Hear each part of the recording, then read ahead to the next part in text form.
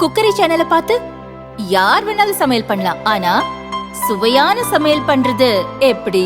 நான் இதயம் நல்லெண்ணெயில சமையல் பண்றேன். ஆஹா ஓஹோன்னு பாராட்டுறாங்க. நீங்களும் இதயம் நல்லெண்ணெயில சமையல் பண்ணுங்க, பாராட்ட வாங்குங்க. தினம் தோறும் வாங்குவே இதயம் இதயம்.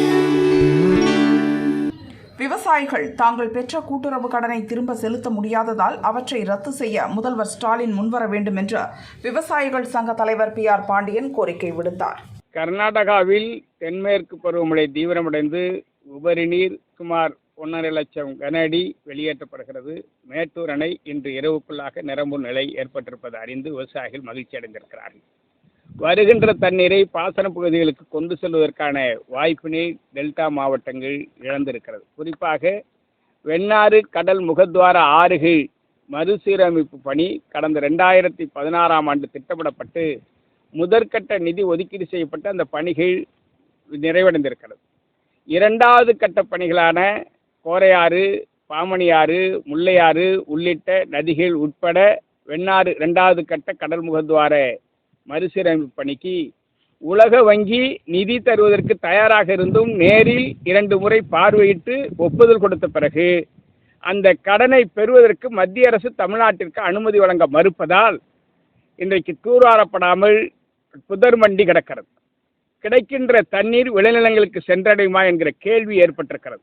இதனை மத்திய அரசு உடனடியாக தமிழ்நாட்டிற்கு உரிய நிதியை ஒதுங்க வேண்டும். வைகை காவிரி, வைகை குண்டாறு, அதேபோல வெண்ணாறு 2வது கட்ட கடல் முகத்வார ஆறு மறுசீரமைப்பு பணிகளுக்கு உலக வங்கி நிதி பெறுவதற்கு உரிய அனுமதிகளை விரைந்து வழங்க வேண்டும் என்று நாங்கள் வலியுறுத்துகிறோம். தமிழ்நாடு அரசு தெலுங்கானா மாநிலத்தை பின்பற்றி காவிரி தமிழ்நாட்டில் விவசாய பணிகளை துணியோடு மேற்கொள்வதற்கு ஏக்கர் ஒன்றுக்கு ரூபாய் 15,000 ஊக்க நிதியாக முழு மானியத்தில் வழங்க வேண்டும்.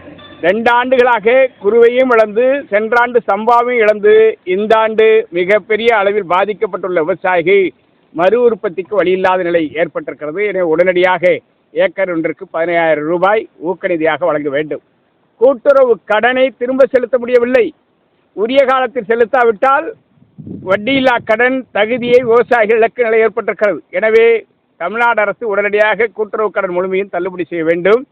விவசாயிகளுக்கு ஒருபோக சம்பா சாகுபடியை துவங்குவதற்கு நீண்டகால மற்றும் மத்திய கால விதைகள் கையிருப்பில் வைக்க வேண்டும். உழவை உடனடியாக கோடை உழவு செய்வதற்கு டீசல் மானியம் வழங்க வேண்டும். குருவையைப் போல சம்பாவிற்கு சிறப்பு தொகுப்பு திட்டத்தை வழங்கி விவசாயிகளை ஊக்கப்படுத்த முன்வர வேண்டும் என்று நாங்கள் வலியுறுத்துகிறோம்.